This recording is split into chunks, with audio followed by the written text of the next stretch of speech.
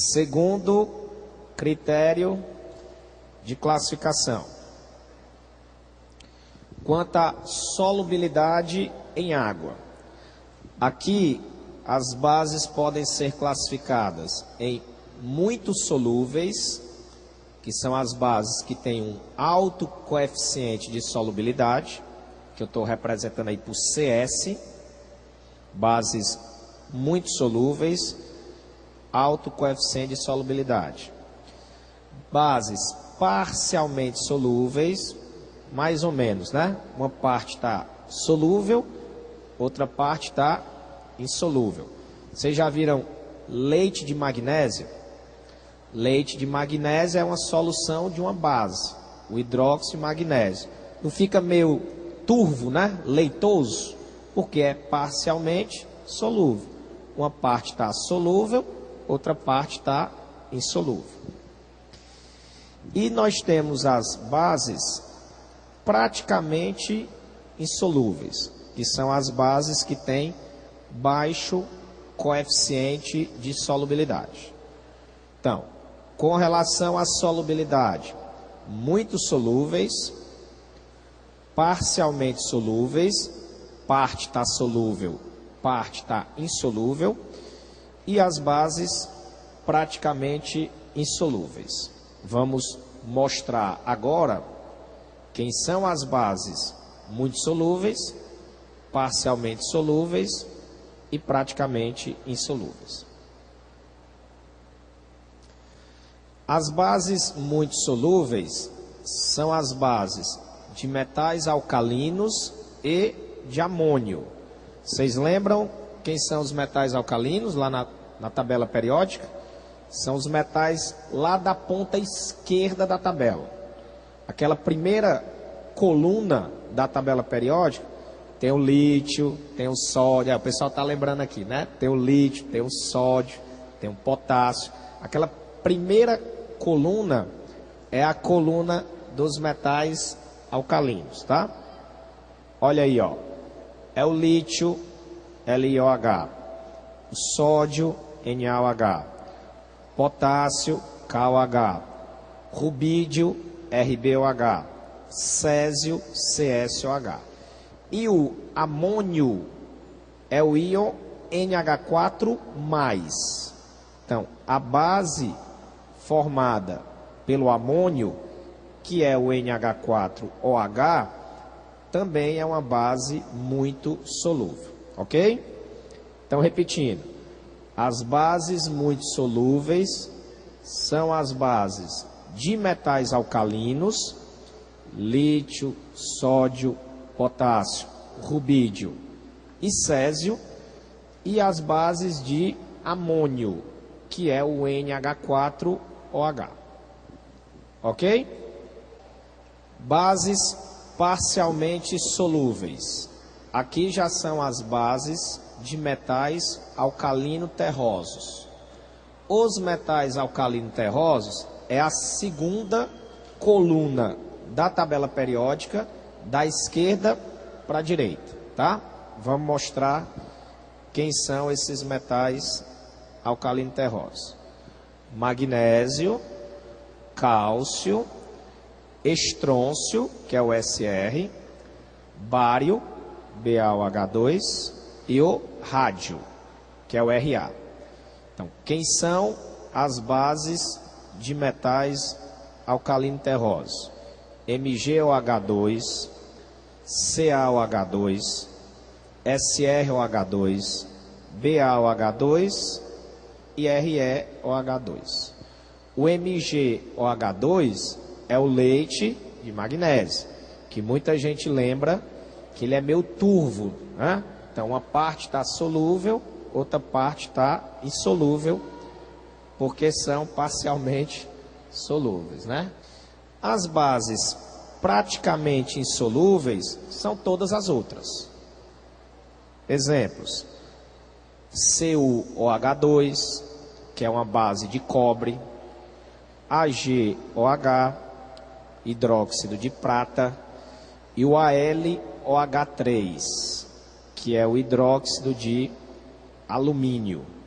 Também vai ser base praticamente insolúvel. Terceira classificação das bases, quanto à força. Aqui também tem o alfa, como para os ácidos. O alfa vai ser o número de íons que se dissociaram, dividido pelo número de íons inicialmente dissolvidos. Da mesma forma que para os ácidos, o alfa aqui é maior que 0, menor que 1. Se for em porcentagem, maior que 0%, menor do que 100%. Até aí é igual. Agora, existe uma diferença em relação aos ácidos. Lá para os ácidos, nós mostramos que se o alfa for maior que 50%, o ácido é forte. Se o alfa for maior ou igual a 5, menor ou igual a 50%, moderado. E se o alfa for menor que 5%, fraco. Aqui para as bases, não existe base moderada. Ou a base é forte, ou a base é fraca. Se o alfa for maior, igual a 50%, a base vai ser forte. Se o alfa for menor que 50%, a base vai ser fraca. Não existe base moderada, tá? Vamos mostrar os exemplos. Olha aí, ó. Aí o alfa é maior do que 50%, tá, gente? E não é 5% não. É maior que 50%, tá? Então, quem é que vão ser as bases fortes? As bases dos elementos das famílias 1 e 2. Família 1, metais alcalinos. Família 2, metais alcalino terrosos. Em outras palavras, as bases fortes são as bases solúveis ou parcialmente solúveis, que são as bases de metais alcalinos e alcalinos terrosos. Exemplo, NaOH. Olha quanto é o alfa do NaOH, gente. 95%. É um alfa altíssimo. É uma base extremamente forte. Ok? Já se o alfa for menor ou igual a 50%, tem um errozinho aí, não é 5%, é 50%, aí a base vai ser fraca. Um exemplo, NH4OH, que tem alfa 1,5%, portanto, é classificada como uma base fraca. Então, repetindo, se o alfa for maior do que 50%, base forte. Quem são as bases fortes? Metais alcalinos, que é da família 1, e metais alcalinos terrosos, família 2. O exemplo, NaOH. O sódio, Na, é metal alcalino. Todas as demais bases vão ter alfa menor ou igual a 50%. Aí vão ser classificadas como bases fracas. O exemplo que a gente colocou foi o hidróxido de amônio, NH4OH, com alfa de 1,5%, tá?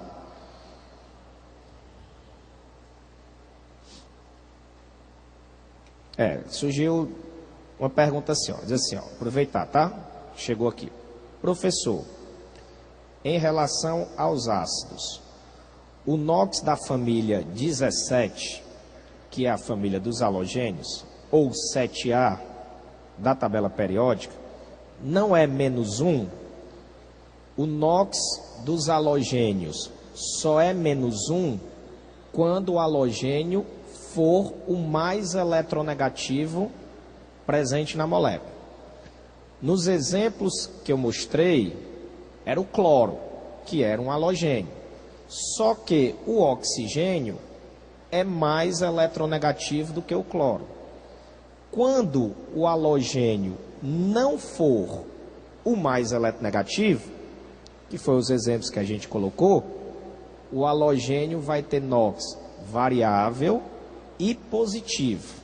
Foi por isso que a gente calculou que o cloro pode ter NOx +3, +5 e +7, tá?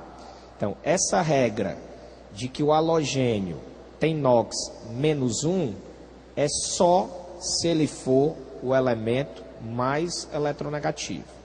Nos exemplos que eu coloquei, o oxigênio é mais eletronegativo do que o cloro.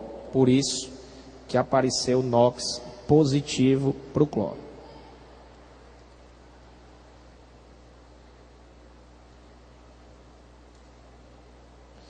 Outra pergunta. Professor, pode-se dizer que toda fórmula terminada em hidroxila, o que é a hidroxila? É o OH, é base, ou isso pode ser um equívoco? Só vai ser base se a hidroxila estiver ligado a metal. Por quê? Porque quando a gente estuda química orgânica, quem lembra lá, por exemplo, do álcool, o álcool lá na química orgânica tem hidroxila, né?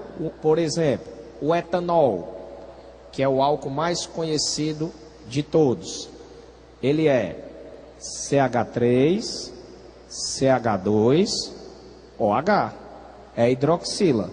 E ele é uma base, o etanol? Não. Então, para ser base, a hidroxila tem que estar ligado a metal, certo? Porque a pergunta que foi feita é se toda vida que tiver hidroxila vai ser base. Não. Para ser base, a hidroxila tem que estar ligada a metal. Ok? Beleza.